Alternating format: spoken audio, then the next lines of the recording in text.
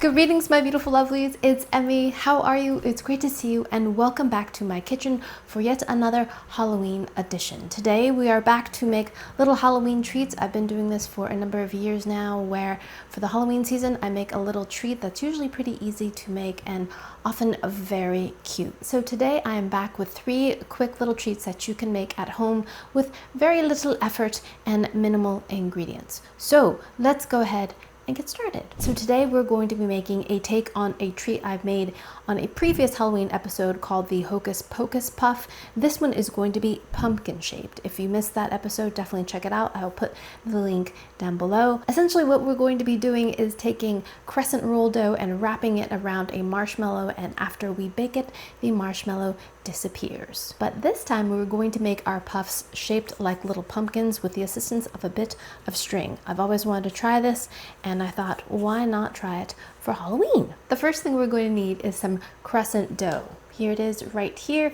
I happen to find the dough sheets, which is a little bit more preferable because it is not cut into triangles. If you can't find the sheet, triangles are fine. You can kind of just smush them together to get little rectangles. So behind me, my oven is preheated at 375 degrees. Now to open this, we peel here. Oh, mine already exploded, but usually you peel that paper off and then you use a spoon to pop it, but this just popped while I was opening it, which is fine. So there's the dough, and we get it out. So we're going to unfurl this, and this should be one nice sheet. This gives you a lot of flexibility in terms of how you want to shape your dough. So I'm going to cut mine into about 6 pieces, roughly. The cutting board should be bigger. I'm just going to stack these on top of each other. They're pretty well lubed to be unfurled, so I'm not too worried about them sticking. Okay, so 6 pieces. We've got a little assembly line here. We've got a jumbo-sized marshmallow. We're going to dip it in some butter that is melted, and then toss into cinnamon sugar. This is about a half a cup of sugar to a half a teaspoon of cinnamon. So now we have our coated marshmallow. And then we're going to place it in the middle of our crescent roll dough. And then we're going to wrap it up like a little parcel, drawing up all the sides and making sure we seal this nice and tight. And then we're going to take some string. This is just butcher's twine, and this will give us the pumpkin lines. You know, the little separations that will make it look pumpkin-esque. So have it meet in the middle, so we get at least, 6 segments. And then once these bake, we will remove the string. So kind of space out the string a bit so that you have even little separations, little wedges, right? So repeat. I think I'm going to deliberately put my marshmallow like this, flatten it down a bit, and I think that will help with the wrapping. I've never done this before, in case you didn't know. I have made the Hocus Pocus Puffs, but I've never made them pumpkin shaped. Little experiment. Now we're going to draw the sides up, making a little parcel. Now when I did the Hocus Pocus Puffs last, sometimes the marshmallow will leak out. It's not the end of the world, but try not to let it leak because we want all that marshmallow flavor in the puff. Okay, that's a little bit better. See how it's standing a little bit more like a cylinder? Then we need a piece of string that's about 14 inches, 12 inches. Put it in the top, crisscross it on the bottom, and then tie it off at the bottom so that you have 6 strands going around the pumpkin. Pumpkin-esque, gourd, right? Alrighty, lovelies, I'm back and I have bundled my 6 little pumpkins, looking kind of chubby and doughy, and I'm going to put them in my 375 degree Fahrenheit oven and bake them for 8 to 10 minutes or until they're all golden and baked. Okay, goodbye little friends. Into the oven, and I will set my timer for 8 minutes. Boom, Love this timer. By the way, I have gifted it so many times because I love it so. This is my mother's favorite timer. It's the Extra Big and Loud timer by ThermoWorks. Love this so much. I know people say I use my phone, but this is fantastic. The buttons are big, the timer is loud, it's easy to use. Use it all the time. If you're looking for a little gift for the holidays, highly recommend this. Next, we're going to make little Nutter Butter ghosts or mummies. We're going to need Nutter Butters for this project. If you've never had a Nutter Butter, it's this cookie right here. It looks like a little peanut, and we're using it primarily for its shape. It looks kind of like a ghost, and it does make a cute mummy as well. If you can't find Nutter Butters where you are, you could use Milano cookies. They're made by Pepperidge Farm. They have a similar kind of oval shape, or any cookie that has this kind of longer shape, because we want it to be kind of anthropomorphized, right? And I like how it has a little waist too, kind of narrows in. But pretty tasty cookies. Oh my gosh, look at this Nutter Butter. It's inside out on one side. Curses. You're also going to need some white chocolate candy melts, white chocolate chips. It's also known as almond bark. I've already chopped it up here.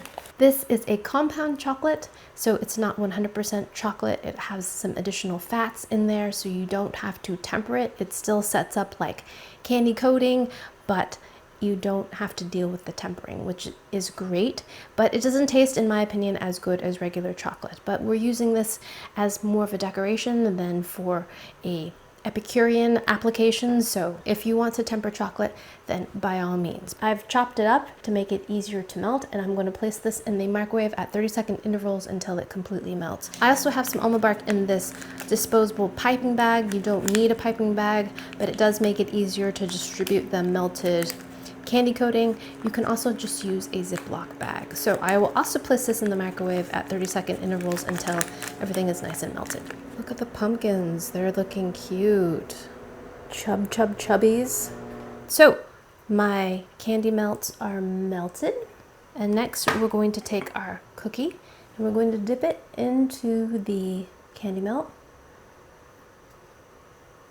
about a third of the way, just so you can hold on to it. Give it a little tap on your palm of your hand like this, and it'll give it kind of a drippy texture, but it also coax it to drip down a little bit.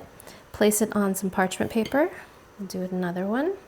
This is wonderful to do with kids as long as you supervise them so they don't burn themselves on this hot melted candy, but the imperfection of it is really what makes it cute and charming. So tap, tap, tap for a little drippage. And then we've got candy eyeballs. I've got a tray of candy eyeballs here, a couple different sizes. Oops.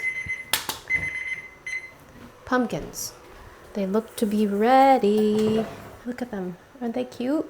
Chubbers. Now we're going to take the eyeballs and just place them onto the candy melts while the candy melt is melty. So that way the eyeballs will stick.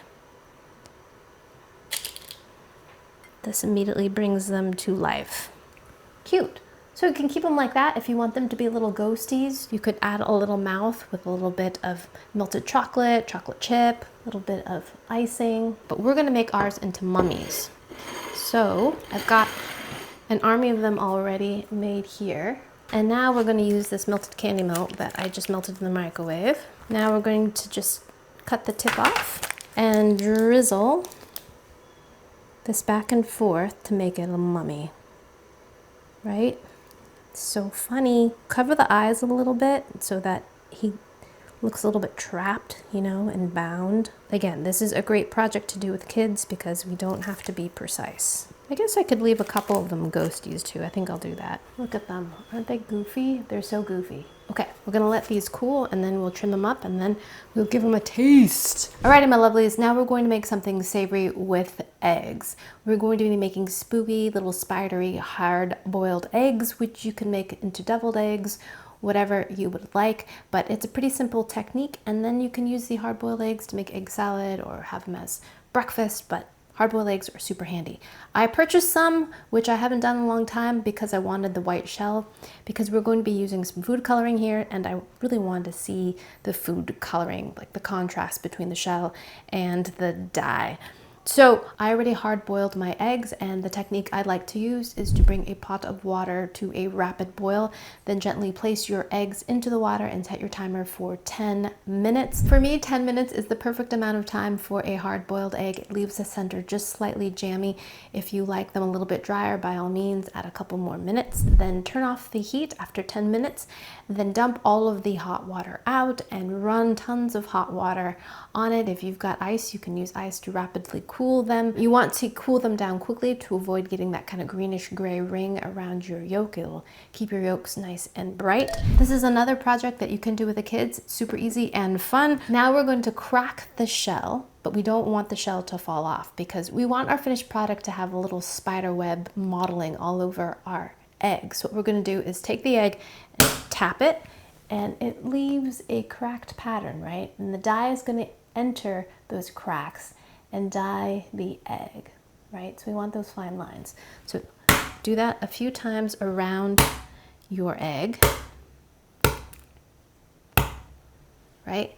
And then I'm going to continue that 4 times. And then we're going to take a bowl of water and add some food coloring to it. I'm making mine like a purplish kind of black color, just using some food dye here.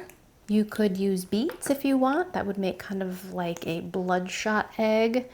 And I'm just gonna add 1 drop of black. You could use blue, whatever kind of spooky color you want. And I want mine to be a little bit more violet, so I'm gonna add some more purple. Alrighty. Stir this in. These are paste gels, so they're gonna need a little bit more coaxing to dissolve into the water. This is what I've got. Any kind of food coloring should work. Now we're just gonna drop our egg into the water and then place them in the refrigerator and let them soak overnight, is what instructions said. Oh, look at the dye already. Wow, it's mottled. Oof, that's so cool. I'm really curious to know if we really need to soak these overnight. These have been sitting in some dye for about 2 hours, and I wanna see how vibrant they look. Let's see if the dye got beneath the shell. Oh, look, look, look. It did. Oh, look, look, lovelies. So I just let these soak for 2 hours, and look, it worked. They're beautiful, beautiful. So you don't need to do it overnight. Look at this pattern. Look at that. That's beautiful. The dye got in over here all the way because there's a big crack there. But look at that. Isn't that gorgeous? I love it. Turned out perfectly. And it only sat in the dye for a couple of hours. So pretty. So, so pretty. Alrighty, lovelies. I'm so pleased with how these spider web eggs turned out. They're so gorgeous. Just stunning. Now, if you want to have a lot of contrast, make sure you make your dye pretty concentrated. I used gel paste for mine because that's what I had in purple. And so I probably used a good couple squeezes. I know it's not very accurate, but a couple squeezes to maybe a cup of water. And I got this really vibrant contrast in about 2 hours. So let me cut the egg open so you can see what it looks like inside, so I can show you how sunny the yolk is. There's the yolk and there's no green ring, right? And just a little bit jammy in the middle. Now let's trim up our mummies. Here are our mummies. They're pretty stinking cute. Here are the plain ones, like the little ghosty, the little drippy ghost. And the mummies, we can just trim up with a paring knife.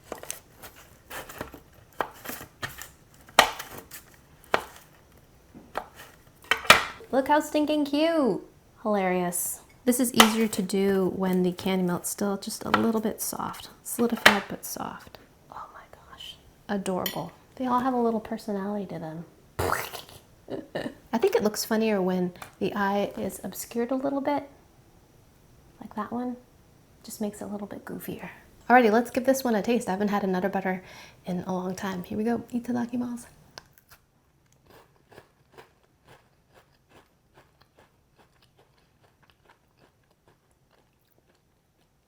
I forgot that Nutter Butters are pretty good. Very, very peanut buttery. I don't really care for candy eyes. They're just so hard and sweet.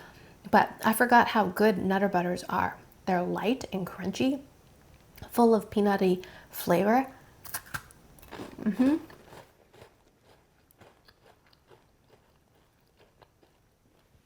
The candy melts add an extra amount of sweetness, but Nutter Butters have a good amount of salt in them, similar to Reese's Peanut Butter Cups, so it handles it very nicely, and I surprisingly don't find them to be too sweet.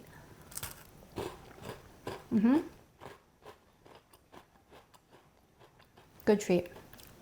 Alrighty, lastly, let's get back to our pumpkins. So I started to remove the string when these were still warm, and it was starting to tear the bread, so I stopped. So I'm hoping that we still can remove the string now that they're cooled without digging into our breads, but I'm not sure. As you can see, some of the marshmallow did leak out of the buns, but they are Hocus Pocus puffs, so some of it's supposed to come out. Okay, yes, remove the strings when the breads are completely cool. And hopefully we won't have any tearing. Then I also have little pretzel sticks here, which will be the stalk of the pumpkin. Extra cute. So yeah, having a little trouble here. But yes, the key is to make sure that the pumpkins are cool before removing the string. They're sticking more than I would like them to be honest. And I do have a little tear. And to be honest, it's an extra layer of work to make them look like pumpkins. So if you don't make them into pumpkins, it's not the end of the world. It might actually be preferable. Okay, finally, I got all the string off, and we have something that resembles a pumpkin. And we're going to break a pretzel stick in half, and then we're going to just poke it in through the top so that it has a little stalk. Oh, that is pretty cute, right? I don't want the stalk to be too long. Cute. I have to say this is a pain. And of the 6 I made, I would say 3 of them leaked. Pretzel rod. Boing. Oh, cute. That really kind of makes it for me. There is the Hocus Pocus puff in the shape of a deformed pumpkin. And let's cut it open and see what it looks like inside.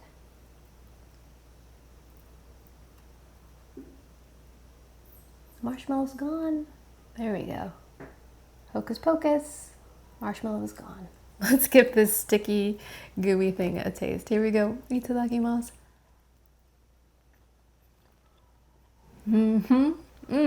Gooey and sticky, sweet and cinnamony. Little kiss of butter. They're like cinnamon rolls. They're great. And poof, just like that, it's gone. Terrific little instant cinnamon roll.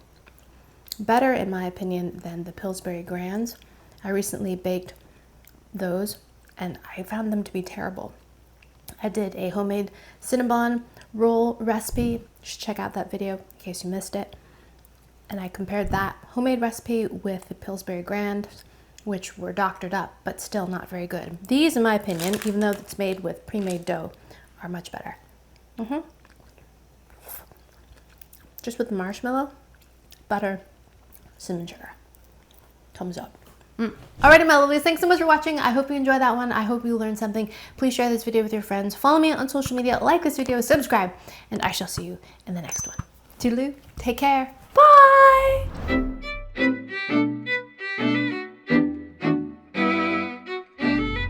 Alrighty, it's time to eat supper.